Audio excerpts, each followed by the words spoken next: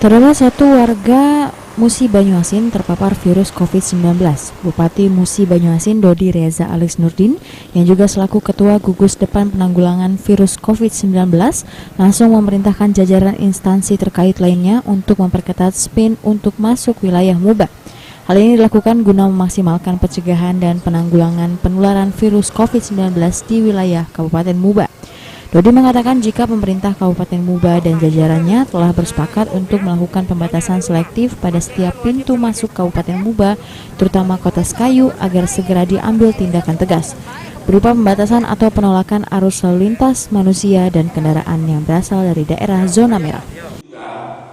Kita semua di sini telah bersepakat dari gugus tugas Musi Banyuasin untuk melakukan pembatasan selektif pada pintu masuk Kota Sekayu dan pintu masuk yang berbatasan langsung dengan daerah yang terjangkit atau daerah zona merah untuk diambil tindakan tegas berupa pembatasan dan atau penolakan arus lalu lintas manusia dan kendaraan yang berasal dari zona merah dan atau yang terjangkit.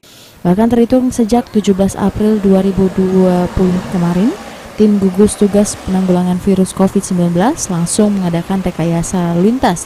Bagi kendaraan yang akan masuk Kota Sekayu dapat menggunakan jalur langsung jalan yang menuju Terminal Randik Sekayu, menuju Kita Lubuk Linggau, dan sebagainya. Kepala Dinas Perhubungan Kabupaten Muba, Pati Ridwan, mengatakan jika Kabupaten Muba tidak melakukan lockdown, hanya saja memperketat arus kendaraan dan orang yang akan keluar masuk Kabupaten Muba dan Kota Sekayu.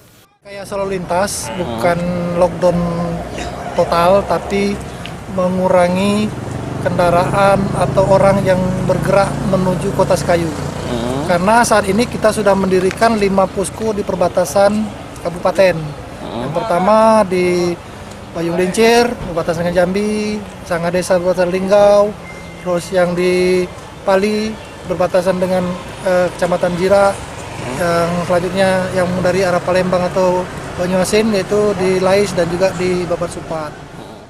Ruzi Iskandar, PAL TV.